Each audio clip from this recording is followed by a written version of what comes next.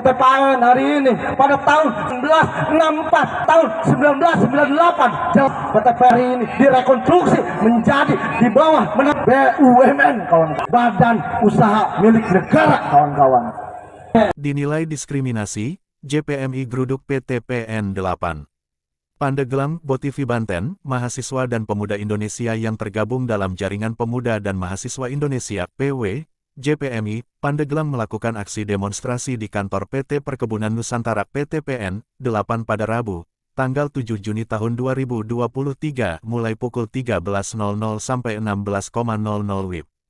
Menurut Korlap aksi yang disampaikan dalam orasinya mengatakan, ketika kita lihat histori sejarah PTPN ada dalam rangka restrukturisasi BUMN perkebunan mulai tanggal 1 April tahun 1994 sampai dengan tanggal 10 Maret tahun 1996, ujarnya. Pengelolaan PT Perkebunan Nusantara 8 yang berada di Desa Kadupandak, Kabupaten Pandeglang, Provinsi Banten, yang merupakan BUMN yang bergerak pada sektor perkebunan dengan kegiatan usaha meliputi pembudidayaan tanaman, pengolahan, dan penjualan komoditas kelapa sawit sebagai komoditi utamanya, ungkap Fikri. Lebih lanjut Fikri, mengatakan, menurut Wikipedia Perkebunan Nusantara, data yang sampai saat ini, PT Perkebunan Nusantara 8 mengelola 41 kebun dan 1 unit rumah sakit yang tersebar di 11 kabupaten kota di Jawa Barat dan 2 kabupaten di Provinsi Banten. Akan tetapi masih banyak hal yang janggal terhadap perusahaan ini, ungkap Korlap aksi Fikri. Bahwasanya ada beberapa kejadian yang buat hati nurani saya bergetar ketika mendengar adanya ketidakadilan hukum, tandasnya. Rega selaku pemuda warga Kecamatan Picung mengatakan bahwasannya,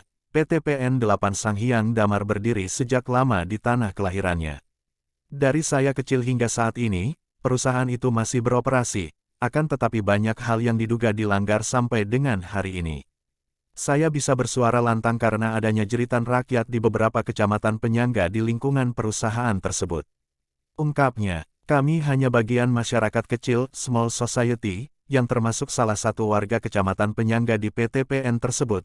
Ketika saya melakukan advokasi dan investigasi ke desa-desa penyangga bersama kawan-kawan mahasiswa ternyata cukup ironis mendengarnya, beber Rega lagi. Angga Korlap aksi, salah satu kejadian yang membuat saya miris terhadap kaum kapital di negeri kami ini. Ada warga yang mempunyai peternakan ketika mereka mengembala ternaknya itu memakan rumput, atau bisa disebut arei kacang itu disalahkan dan dituntut oleh pihak perusahaan. Ada masyarakat yang memungut atau memanfaatkan sisa-sisa panen kelapa sawit itu pun mendapatkan perlakuan yang tidak pantas diberikan oleh pihak PTPN seperti dugaan diskriminasi terhadap masyarakat. Kami juga menduga syarat akan permainan orang-orang dalam perusahaan PTPN 8 ini, dari mulai diduga diskriminasi terhadap masyarakat, untuk bagaimana memanfaatkan situasi itu. Contoh hal masyarakat dikorbankan, padahal diduga adanya, maling teriak maling. Kami duga hanya permainan yang direncanakan oleh pihak perusahaan, bebernya. Warga Desa Bungur Copong, DDA mengatakan, dengan dalih PTPN 8 selalu rugi dan rugi.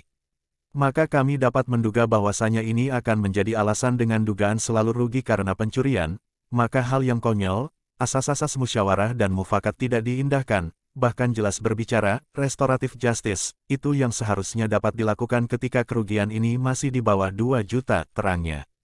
Toh di setiap wilayah Kabupaten Pandeglang sudah diterapkan, restoratif justice. Dalam pasal 37 Undang-Undang Kejaksaan menyatakan bahwa Jaksa Agung bertanggung jawab atas penuntutan yang dilaksanakan secara independen demi keadilan berdasarkan hukum dan hati nurani. Ini yang lebih ironisnya tidak ditempuh oleh pihak PTPN 8, tandasnya. Menurutnya, seharusnya asas sisi manusiawi pihak PTPN ketika ada dugaan pelanggaran hukum yang terjadi terhadap masyarakat kecil yang jelas dari keluarga yang tak berada dan hingga saat ini dituntut dan ditahan, karena diduga merugikan perusahaan. Ironisnya, anak istri beliau sampai menjual kambing, bebek, dan ayam untuk menjenguk suaminya. Miris, anak istrinya terlantar sehingga tak terbeli susu untuk anaknya. Coba dong hargai pemerintah daerah dari mulai tingkat desa hingga pemerintah kabupaten, kota Pandeglang, urainya. Rasim selaku Ketua Ikatan Desa IKADES, Kecamatan Picung, menyampaikan apresiasi dan mendukung gerakan adik-adik mahasiswa dan pemuda yang bergerak demi kepentingan rakyat. Terlebih putra-putri daerah di 3 kecamatan penyangga, yang bergerak berdasarkan kesadaran hati nuraninya.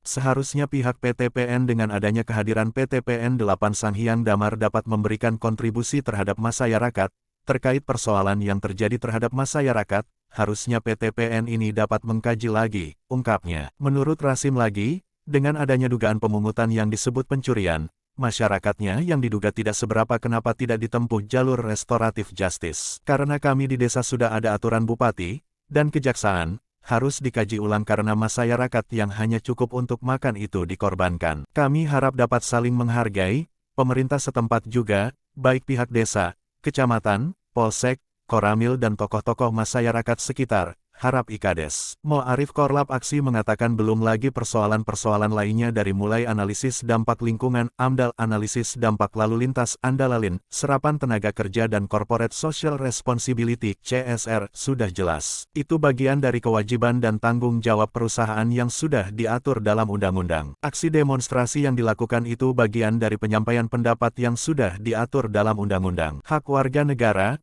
dan kita aksi pihak PTPN menyambut masa aksi dengan mediasi, akan tetapi berakhir kecewa dengan penyambutan tersebut, karena pihak PTPN 8 mengedepankan egonya, sehingga terjadinya kekisruhan antara pihak perusahaan dan masa aksi dari Presidium Wilayah Jaringan Pemuda dan Mahasiswa Pandeglang dan masyarakat 3 kecamatan penyangga lainnya. Ujarnya, maka kami selaku mahasiswa, pemuda, masyarakat sekitar, yang memiliki sisi kemanusiaan untuk keadilan hukum di negeri ini terlebih, kaum kapital yang ada di daerah ini yang menindas semena-mena terhadap rakyat kami. Jelas harus diberikan suatu teguran agar mereka sadar akan hadirnya mereka di bumi pertiwi ini, tutupnya. Muhammad Ali Al-Fikri dan Suprani mengabarkan untuk BO TV Banten.